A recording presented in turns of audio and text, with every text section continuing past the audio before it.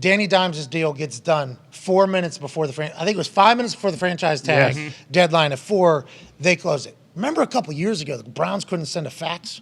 Yeah, that was for A.J. McCarron. Yeah, they weren't able to get the fax in time or whatever. That's how much technology has changed. So I guess they can run it up to the clock because it just is an email send, and they can check receipts when you send it, what do you want to do. They get it in right at the buzzer. Then they franchise tag Saquon Barkley. We thought that was going to happen. Did we expect $94 million guaranteed, $195 million deal for Danny Dimes? What are your thoughts on that whole thing, Pac? I think this is a big waste of money for the Giants. Nothing against D. Jones. He's a good player, but that's a lot of money. I think they was rushing to get a deal done because they haven't won a playoff game or been to the playoff and God knows when. But, hey, they got to get a deal done. We'll see how it panned out this year. Okay, Pac, so you think that just... I think it's a waste. No, I know. Looking from outside in, there's a way you can believe that because for the first 3 years of Danny Dimes' contract, it wasn't really much. They didn't pick up his 5th-year option. Joe Judge was his fucking head coach. Yeah. Garrett was calling plays. Dude, they were setting up for punts. Remember that? They were trying to get the punter into the game. Yep. QB sneak. So, in the offensive line was absolutely horrendous. This past year, they did well. Bruce is back there, who's a Giants fan.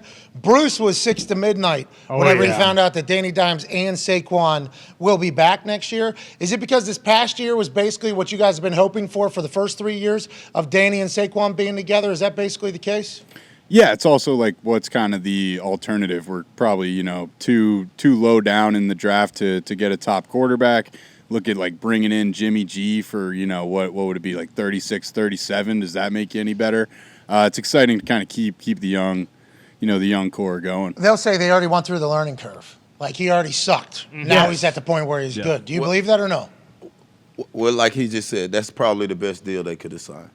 Well, Lamar's potentially. Yeah, he's out there. Lamar's potentially available. Aaron is getting courted by the Johnson & Johnson vaccine creator. Interesting. Woody Johnson. I mean, Jimmy G is out there. They're all going to cost money, though. Yeah. All these guys are going to cost money. New system for them. I don't know. What's up, Tony? I mean, Daniel Jones had one of the greatest plallayoff games of all time. You got to pay the guy. Well, and he was throwing to me, Diggs, and Ty. Like we were the 1, 2, and 3 wide What happened with receivers. Galladay over there? That just did. He gone. They were Isaiah Hodgins. Like who the fuck was that? That was a dime. You remember that 4 ball? months? that Oh yeah, Dimes? on the money. I think the most recent, going into his free agency, his most recent games were by far his best games. For sure. Business-wise, couldn't have lined up any fucking better. Yeah. And it was the first system with Daboll, who's an actual coach of offensive football. Yes. No offense to Joe Judge, incredible special teams coordinator, but that was quite a wild time in the New York Giants history. I'm happy they got a deal done. Saquon's not pumped. No. Saquon cannot be pumped. Yeah, this is 3rd and 9 on the 4. Let's make sure we get some good space for the punter, which I appreciate and respect because you're going to want to get that thing outside the 5. 15 yards, normally the amount of space it is for a punt operation. If it's a little bit shorter than that, you are dancing with a block. And stats tell us that if you get a punt blocked, you're going to lose, like, I think 80% of the games or something like that. So that's what numbers say. So I appreciate the fact that they were doing this. But then afterwards, he said he wanted to get the punter into the game. That's right. Like, wanted to get him into a flow. Once again, I appreciate that. Would love to hit a ball early. Would love to get into it. But I think a lot of football fans were like, hey, pal, let's fucking score points here. Let's win the game. Let's move the ball maybe in a different fashion, and maybe there's a chance we can pick up a first down with a play. You can run a similar play, still have a chance of picking up a first down as well. 3rd and 9, not necessarily inconceivable, but that whole scene and that offensive line that it was running, it was a shit show. It was an absolute shit show. And I don't blame that on anybody other than obviously just wrong pieces being in places together.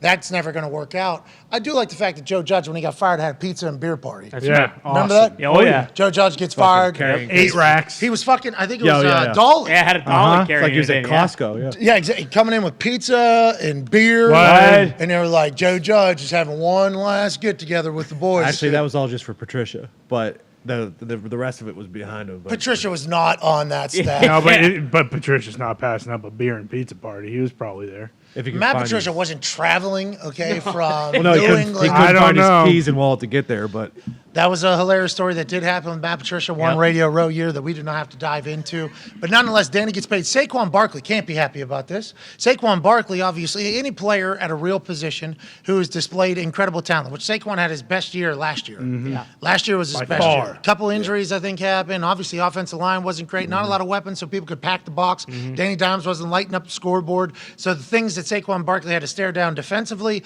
and with how his offense was operating, not the greatest setup for a running back to do their thing. Last year, he was a guy, though. What are your thoughts on Saquon as a player, Pack? Same thing as Danny Dimes? No, wasted a franchise. No. My outlook on Saquon is a whole lot different. You know, he was hurt early on, but when he's healthy, he's the guy. Yeah. He's a guy that you have to put 9 in the box for and make D. Jones throw the ball. He's so large. Yeah. His legs. He had that, not only his legs, it looked like he was wearing one of those cowboy collars last year because his fucking traps. Massive. He is a dog, dude. He is quick, too. Oh, yeah. The only thing about running backs, though, is everybody gets scared.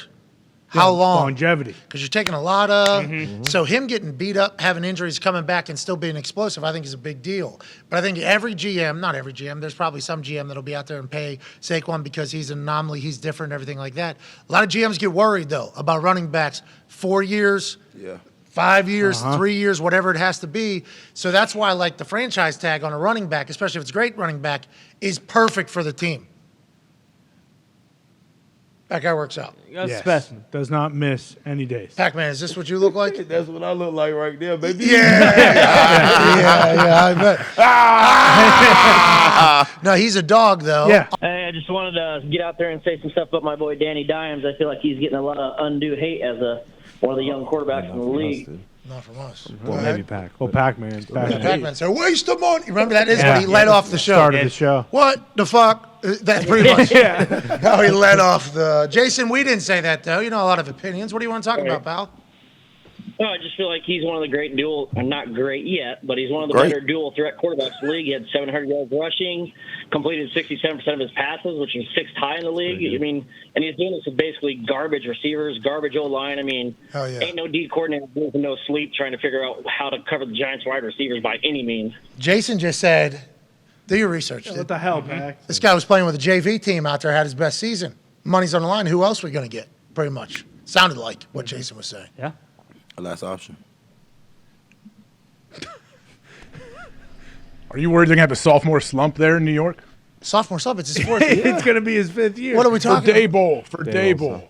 I don't think the coach has a sophomore slump. They talk about the coach having a slump? Like last year, obviously what they did, they exceeded expectations. So I'm just saying, like next year, now the expectations, the standard is the standard now. And so here we go. I said that to Sonny Dykes, remember? Whenever he first year at TCU, national championship, I asked him that week on game day, I was like, all right, so here's the standard at TCU, right? Don't make the national championship, like fire you. That's pretty much how everybody will view you. You're saying if they don't have the run that they had this past season, Dable's like if they miss the playoffs, playoffs.